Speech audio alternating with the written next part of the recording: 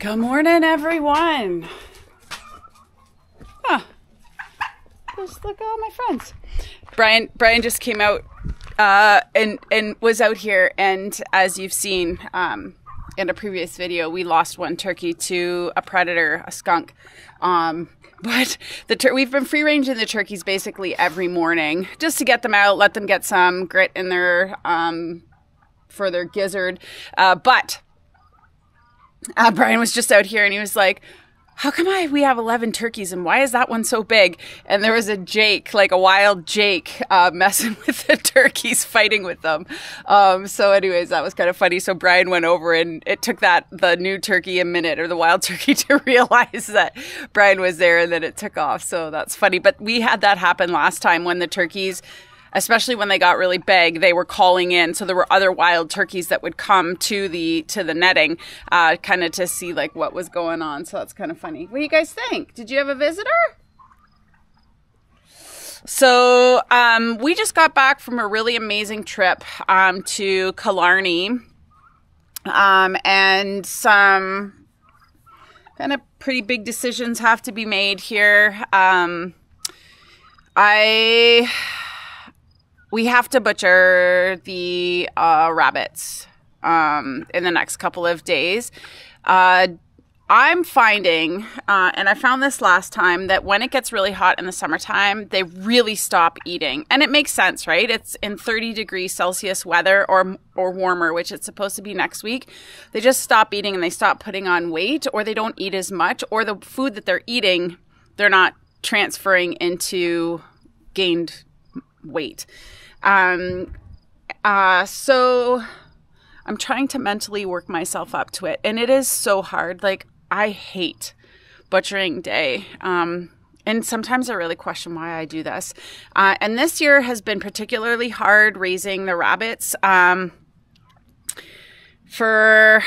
So what's happened? And I think it's important just to be honest about this for anybody who's thinking about raising rabbits or any kind of livestock for that matter. I've had 2 chickens get bumblefoot, and they are our old chickens. So this is their 4th or 5th season. Now I can't remember. 4th season. So they're older, but still I don't like it. And I'm not treating it because they're not really laying that much anymore. So I've had to cull a few. Oh no, they're coming. And one of them, well, I've only called one. The other one is Fancy. So that is an absolute heartbreaker, because if I had to pick favorites, she's one of my faves. She's near and dear. It's Hugh's Honey. So that's really hard. So that I have to do in the next day or so. And then all of the bunnies. So this year before we went away, I had one rabbit get snuffles. One of the new babies, actually, one of the kits, that the ones that we're raising for meat. So that sucked. So I had to butcher that rabbit early. And that's always hard, but I don't like to see an animal suffer. Nobody does. So anyways, and then I have to think about butchering all of these. But in the meantime, a couple of weeks ago, they all started to fight. And I don't know why, but I had one with a hole in its stomach, one with an injury on its foot, 2 that had torn ears. And I mean, they all have a ton of space. We're moving them regularly. So like, I can't figure it out. And I'd never had that happen before. Never. There was never any fighting. So I'm not sure if it's the breed or the breeding stock or what. Now, my 2 does have little sores on their hocks. Ow, don't peck at me. So I think I'm getting out of the rabbit breeding business. It's something that I've been thinking about a lot. I've just really, to be honest, I've just taken on too much, I think. And burnout is a real thing. And I've definitely experienced it this year, and it's been really hard trying to manage everything. And so I just have to be realistic about how much I can do. And I value my time. And I've realized just recently that there are other things I want to do, and having animals makes it really difficult. Luckily, we have an amazing house sitter. So she comes and looks after everything while we're away. But it's selfish. I want to be able to go on other adventures and do other things where I don't have to worry about all the mouths that need to be fed and watered while we're gone. Speaking of watering, Tilly needs a drink. So although I enjoy all of these animals, I think I'm still going to take on raising turkeys every other year, but I'm cutting rabbits out of the equation. And, you know, a really good friend of mine I had a visit with a couple of weeks ago, and she really said, you do remember that you can buy the food. And it is true. I really enjoyed having meat rabbits, the sustainability, knowing how they were raised, but this season has been really difficult. And part of me felt like I was, you know, failing. But it's not that at all. I think you just have to be realistic about how much one person can actually do. And I should say two people, but primarily the animals are my responsibility. Brian does help out a ton, but he has other things that he's doing, like other things around here. So we are switching focus a little bit. So yeah, it's going to be a hard couple of days. I'm really not looking forward to it, but I always have to like give myself a couple days to mentally prepare, psych myself up. I am the one that dispatches all of the animals. And so it's hard. It is the hardest part of the whole thing, hands down, for sure. So yeah. So today, I am trying to get the garden under control. It is it's gorgeous, but there is a lot of pest damage. There's a lot of disease. I need to harvest the garlic today, and so this is going to be quick and dirty, not pretty. I just need to get it done because it's supposed to rain this afternoon. I accidentally watered this morning before checking the forecast, so hopefully it does rain, but it doesn't matter. I need to get the garlic out of the ground and get it drying, and that's kind of one less thing I have to worry about or think about. So let's go have a peek. The turkeys have been going into the baby pool, which is hilarious, but they're getting very big. I would say they weigh about 10 pounds now. Hi. Ow. Okay. Forget it. 2, 4, 6, 8, 10. Yeah, so they're enjoying being out, but man, they are destructive.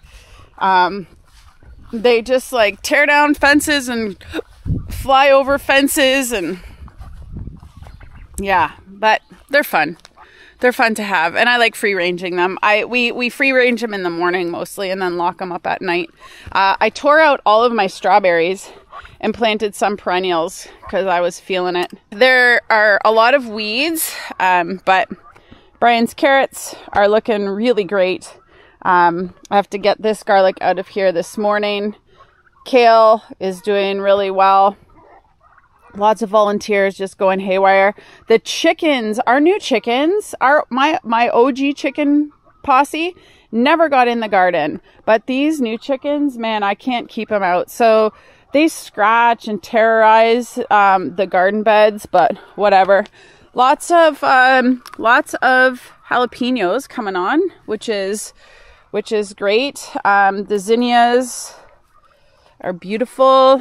These beds really have filled in, which is really nice.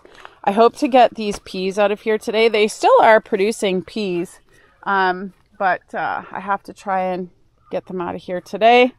What else do I have? I harvested 3 beautiful heads of cabbage yesterday and made sauerkraut. I'm still waiting on these red varieties to head up. I had the usual, slug and earwig challenges, but the borage, I mean, it's such a great plant for pollinators. There's a little friend right now. Look at the pollen. So beautiful. It's such a great time of year because there's the garden is literally a buzz. And this bed here, it was midnight snack. So this was a volunteer tomato plant, kind of fun. I thought it was midnight snack. The nasturtium and calendula look amazing. Calendula is such a beautiful flower. But yeah, so All of my squash plants, including the zucchini, have kind of pooped the bed. These are my melons. Not sure if I'm going to get anything there, but you know, I'm just leaving them in and hoping for the best. I've not had one zucchini. The zucchini, I think, has wilt virus. See, and yeah, I don't think I'm going to have any zucchini. Maybe right there. That one looks promising. I would like to make some chocolate zucchini bread, so I might just go and buy some zucchini from the farmer's market. Sweet potato vines are doing well. Oh, volunteer dill. That's kind of cool. Yeah, I got to get these peas. Like, look at them. Out of here. They're still tasty, so I'm going to use them in a stir fry tonight. I'm going to harvest what I can and then pull them out of here today. Tomatoes have gone bonkers. I have a lot of fasciated blossoms and like blossom end rot, so like this. So got to snap that off because I don't want that in there, which is really unfortunate. I don't know why. But yeah, I don't know what's going on there. So, you know, it's just, it is what it is. Hopefully I get some that I can make. I'm mostly making sauces this year, so it's not a big deal, but, yeah. But look, see, they jump up there and then they get in here. Pain in my butt. Yeah, I got a lot of blossom end rot. Maybe because of all the rain. Because we did have a lot of rain. Okay, here is a good news story. Look at that baby. I also harvested some beautiful broccoli out of here. Now I'm just harvesting kind of the broccoli side shoots that are left. So all of these, but yeah, I wasn't sure what was going on with the cauliflower. And then I just looked one day and it was like, boom. The onions are still sucking it pretty hard. But this area here is gorgeous. So I I saved seeds from my scarlet runner beans a couple of years ago. And, oh, no. Nope. No, because I know, you're cute, but let's go. Come on, can you go that way? I know, sorry. You go on. Nope. No. Gotta turn off the water. Yeah, see, like this is my one squash plant. I don't know what's happening, but here is a good news story. Hopefully, there's a little butternut squash. Oh man, what a, this is crazy in here. You can see here's what the chickens come in and do. They come in and scratch. Oh, that scared me. Look at the size of that milk snake. I thought I heard you in here. Ah! What are you eating in here? Did you guys see that milk snake? Let's see. Let's get closer without me getting closer. Okay, I'm gonna go to the other side of the garden. That's cool. Okay, we'll go around this way. I knew that snake was in here. It's been in here for a while, but it's long. It's like 2 feet long, maybe 2.5 feet long. Okay, I wanted to come over and I saw some gross tomatoes. Maybe I could just go around. Okay, so I gotta remember to go turn off the water. Look at all these potato beetles on the plants. I tried to feed them to the chickens and they weren't having it, so I don't know. But lots of pretty sunflowers coming. All of these, look at these hollyhocks are just gorgeous. The downstairs garden is jamming. I mean, it's full of grass and weeds and all that, but my watermelon vine, although this squash, that was one of that cool variety that I wanted to try this year, completely did horribly. The watermelon vine looks good. There aren't any watermelons on it, but at least I grew the vine. Maybe next year I'll actually grow fruit. This is what we're here to tackle today, the garlic. So I have to get this out. It shouldn't take long. But yeah, so look at these beautiful zinnias. So the scarlet runner, all of these zinnias. I mean, it is something to behold, to feast your eyes on. I lost a couple of my cucumber vines. They got wilt, I think, from all of the striped cucumber beetle. They transmit the wilt. I picked 2 very gigantic cucumbers and fed them to the chickens off of here yesterday. Like here's a cucumber, but I don't think I'm going to get enough to do anything with this year. So it is what it is. Where's that tomato that I saw? Oh my gosh, these chickens are just so destructive. These tomatoes are horrendous. Except for my midnight snack. They're beautiful. Where did I see that one that just looked... Oh, yeah, here. That's no good. Gross. And I see some blight coming in. I've gone around and... I have gone around and trimmed off the lower leaves on a lot of these plants. Just to avoid so much blight. But doing our best here this year to try and grow some stuff. But yeah, I gotta tidy it up in here today, so I'm just gonna get going and stop talking and get this done. But these onions, what a weird experience.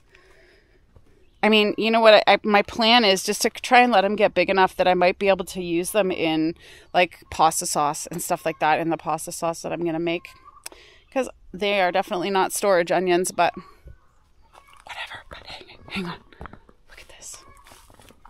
Not afraid to walk anywhere. Look at that beauty. This is why I leave volunteer sunflowers, because they're cheery. Oh, there's another cauliflower and another cauliflower. Food. It's great. Okay. Let's harvest some garlic. Looks like I forgot a few scapes. So bulbs that have gone to seed. So actually this is garlic seed, which is great. But these bulbs are probably going to be smaller. So anyways, I got my trusty potato fork. Accidentally broke off a sweet pea on my way by, so I might as well eat it.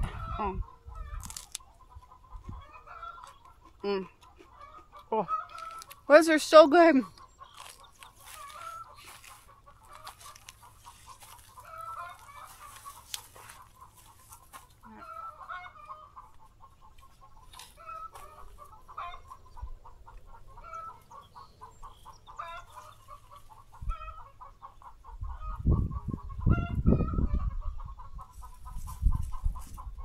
This is how big the average music bulb is. They are huge.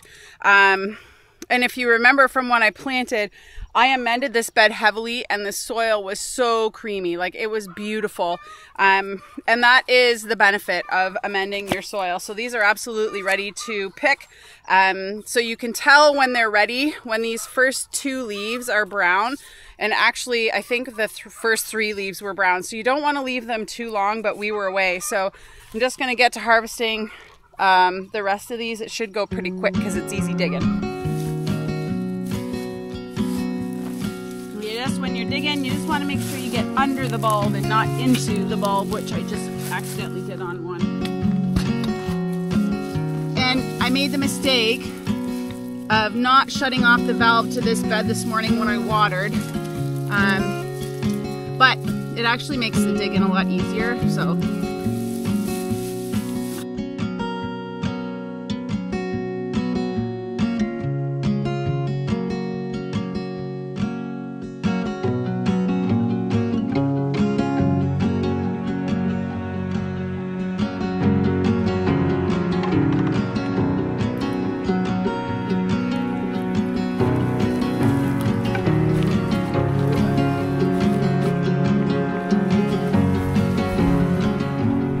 Well, we got a full wheelbarrow full, so I am pretty happy about that, considering we had leek moth and I wasn't sure, you know, how that was going to impact the harvest this year. I'm just glad to have gotten something, and for the most part, it's about 50-50. So some are pretty big and some are, you know, mediocre size. So, oh, look at this. Watch, she'll go to the pea plant and start to harvest her own food. What a little tooter. Toots! What are you doing? How did you get in here? How did that happen? Did I leave the gate open? Here's the other one. The garden gremlins have arrived. Okay, well, we're going out, missies. Anyways, pretty happy with this garlic. I'm going to just get them tied up and get them hung in the back shop. I'll put a link to the video below that I did last year to show you how I hang it. But I basically tie a clump of probably 5 cloves and then a long string and another clump of 5 cloves. And then I just hang it over this rack that I built. You could use rafters, whatever.